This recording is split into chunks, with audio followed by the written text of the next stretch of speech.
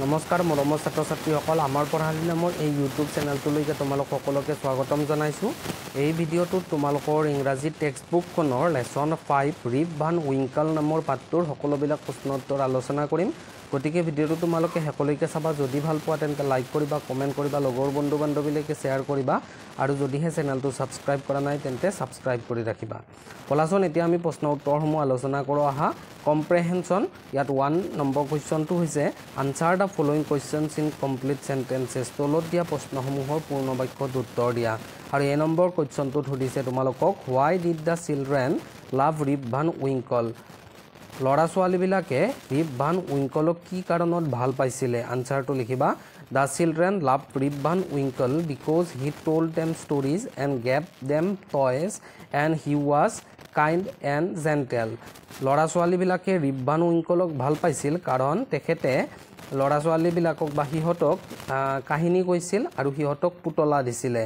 And he was kind and gentle আৰু তেখেত খুব দয়ালু আৰু ভদ্ৰ স্বভাৱৰ আছিলে।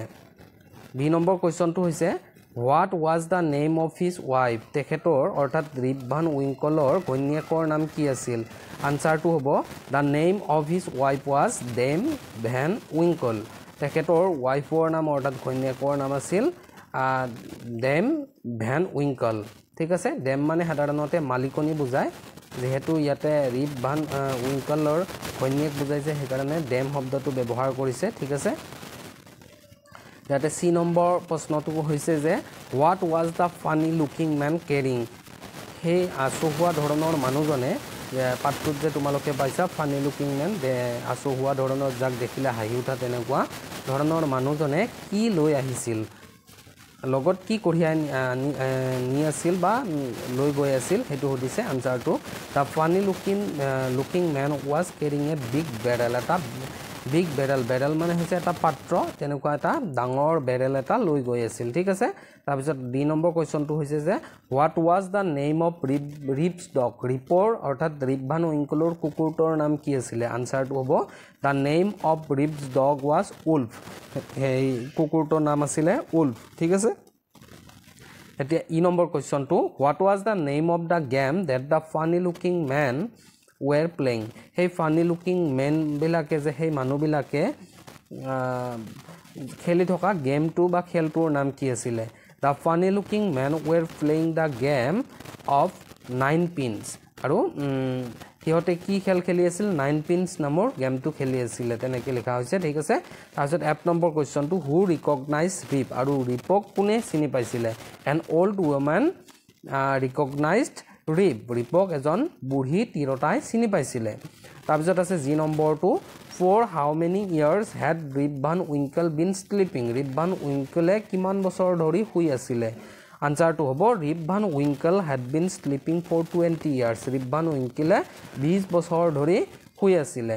ঠিক আছে, তাৰপিছৰ কুৱেশ্যনটো চাইছোঁ 2 নম্বৰ কুৱেশ্যনটো write whether the following statements are true or false. তলত দিয়া প্ৰশ্নসমূহ সঁচা নে মিছা, বাক্যসমূহ সঁচা নে মিছা লিখিব দিছে তোমালোকক। Rip Van Winkle was a very hard working man. Rip Van Winkle খুব পৰিশ্ৰমী লোক আছিল। সেইটো ফলছ, কাৰণ তেখেত খুব লেজি লোক আছিল, এলেহুৱা প্ৰকাৰৰ লোক আছিল। ঠিক আছে, the funny looking men drank milk from the barrel. আৰু সেই ফানি লুকিং মানুহবিলাকে কি কৰিছিলে? বেৰেলটোৰ পৰা পানী খাইছিলে। সঁচা নে মিছা? এইটো মিছা। ঠিক আছে, তাৰপিছত চি নম্বৰ কুৱেশ্যনটো Rip decided to help the funny looking men. আৰু ৰিপ ভান উইঙ্কলে সেই ফানি লুকিং মেনজনক কি কৰিব বিচাৰিছিলে? সহায় কৰিব বিচাৰিছিলে। আনসাৰটো হ'ব ট্ৰু। তাৰপিছত ডি নম্বৰটো when Rip woke up he found Wolf near by হিম। যেতিয়া ৰিপ ভান উইঙ্কল সাৰ পাইছিলে সি তাৰ কুকুৰ উল্ফটোক তাৰ ওচৰতে পাইছিলে। এইটো ফলছ হ'ব। ঠিক আছে, এতিয়া ই নম্বৰ কুৱেশ্যনটো হ'ব ৰিপছ বিয়ৰ্ড হেড গ্ৰ'ন এ ফুট লং অভাৰনাইট। আৰু এৰাতিৰ ভিতৰতে ৰিপ ভান উইঙ্কলৰ দাড়িখিনি কি হৈছিলে?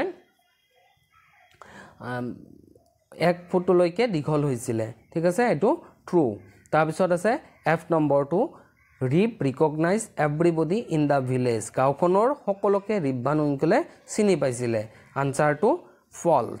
তাৰ পিছত 3 নম্বৰ কোৱেশ্চনটো আছে find out 4 words from the lesson related to nature nature অৰ্থাৎ প্ৰকৃতিৰ লগত জড়িত পাঠটোত থকা 3টা শব্দ লিখিব দিছে 4টা শব্দ লিখিব দিছে তাৰ মাউন্টেন স্ট্ৰীম আৰু কেভ ইয়াত 4 নম্বৰটো দিয়া হোৱা নাই তোমালোকে হেতু পাঠটোৰ পৰা বিচাৰি নিজে লিখি লবা ঠিক আছে তাৰপিছত এক্টিভিটি 1 ত দিয়া আছে match the 3 parts and rewrite the sentences using words from A and C only once ঠিক আছে ইয়াত তোমালোকক A B C তিনিটা ভাগত ভাগ কৰি দিছে এই তিনিটা ভাগৰ পৰা লগ লগাই বাক্য ৰচনা কৰিব দিছে বা বাক্য বনাব দিছে কিন্তু তোমালোকক কি কৈছে যে এই A কলমটো অৰ্থাৎ এই কলমত থকা আৰু এই C কলমত থকা অৰ্থাৎ অৰ্জুন হকি এইবিলাক যে আছে মাত্ৰ এবাৰে ব্যৱহাৰ কৰিব পাৰিবা বুলি কৈছে ঠিক আছে এতিয়া আমি চাও আনসাৰ কেইটা মই কৰি দিছো Arjun is a hockey player there are good swimmers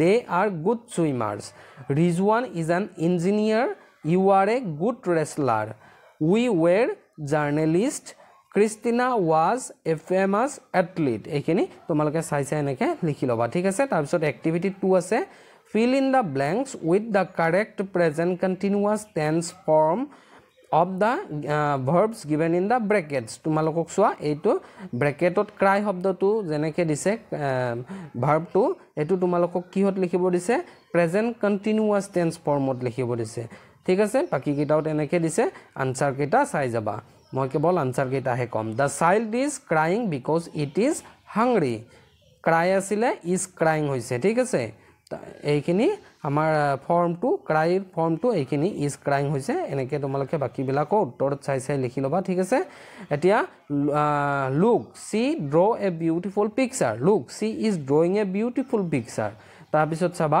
the boy run in the field now তাৰ পিছত আনসাৰটো চাবা the boys are running in the field now এতিয়া ডি নম্বৰৰ আনসাৰটো চাবা my mother is busy now because she is writing a letter to my friend তাৰ পিছত আছে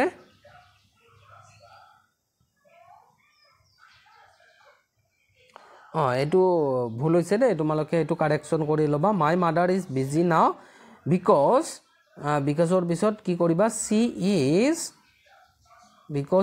is knitting বুলি দিবা KNITTING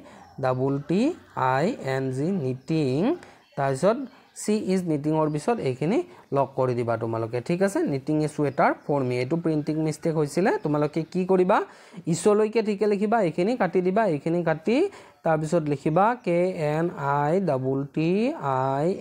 knitting তাৰপিছত এইখিনি লিখিবা a sweater for me ঠিক আছে এতিয়া at this moment I খালি দাই আছে write a letter এটো হে আছিল তোমালোকৰ ইয়াতে চাবা at this moment I am writing a letter for my friend ঠিক আছে এইখিনি এনেকে লিখি লবা তাৰ পিছৰটো চাইছো the boy খালি ঠাই আছে এইখিনি ইয়াতে আহি গৈছে দে তোমালোকৰ এইখিনি কাটি লবা the boy is sleeping হবো the boy is sleeping answer to sleeping তাৰ পিছত বাকিখিনি as it is যেনেকে আছে তোমালোকৰ পাঠটো তেনেকে লিখি দিবা the boy is sleeping তাৰ পিছত সেমিকলন দিবা তাৰ পিছত কি কৰিবা don't disturb him ঠিক আছে এটো কাৰেকশন কৰি লবা দেই তোমালোকে you can't meet him now because he is studying ঠিক আছে এটো কারেক্ট শুদ্ধ হৈ আছে তোমালোকৰ হেতু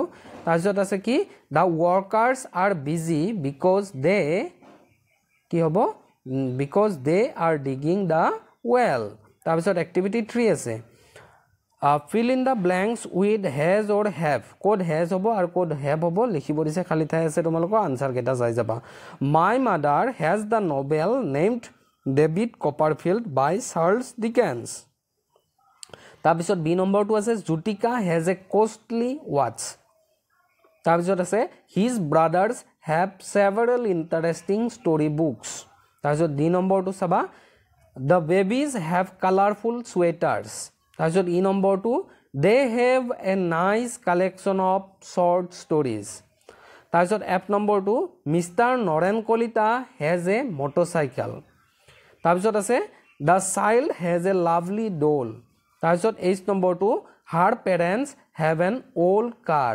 তাৰপিছত আকৌ আই নম্বৰ 2 চাবা These children have 5 balls. তাৰপিছত আছে the boy has a bicycle. তাৰপিছত তোমালোকৰ writing activity দিয়া আছে biographical sketch of Kailash Satyarthi ঠিক আছে এটোৰ আনসাৰটো চাবা তোমালোকে Kailash Satyarthi was born on 11 January 1954 in Bidisha, Madhya Pradesh.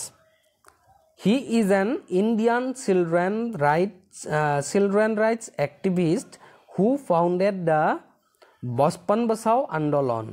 Through his efforts, he has protected the rights of more than 83,000 children from 144 countries. For his significant contribution to children's rights, he was awarded the 2024 Nobel Peace Prize, sharing the honor with Malala Yousafzai. ঠিক আছে তাৰ পিছত তোমালোকৰ ভোকেবুলাৰি দিছে এটো ভোকেবুলাৰি যিখিনি question আছে মই কোৱেশ্চন খিনি কৈ না যা কেৱল আনসাৰটো কৰি দিম তোমালোকে কিতাপত চাই লিখি লবা ঠিক আছে ইয়াতে কি আছে as warm as wool, as slow as a snail, as sweet as honey, as busy as a bee, as green as grass, as light as a feather.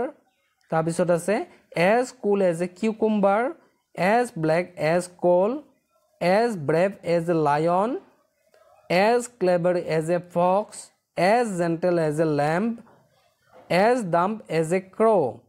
তাৰপিছত আছে as cold as ice, as silent as a statue, as faithful as a dog, as white as a dove, as hard as a stone, as hot as fire, as loud as thunder. তাৰপিছত আছে as proud as a peacock, as red as a blood, as a blood নহয় as red as blood, as cold as a grave, as white as snow. ঠিক আছে মৰমৰ ছাত্ৰ ছাত্ৰীসকল এই আজিৰ ভিডিওটোত ইমানখিনি আছিল আশা কৰোঁ তোমালোকে উপকৃত হ'বা ধন্যবাদ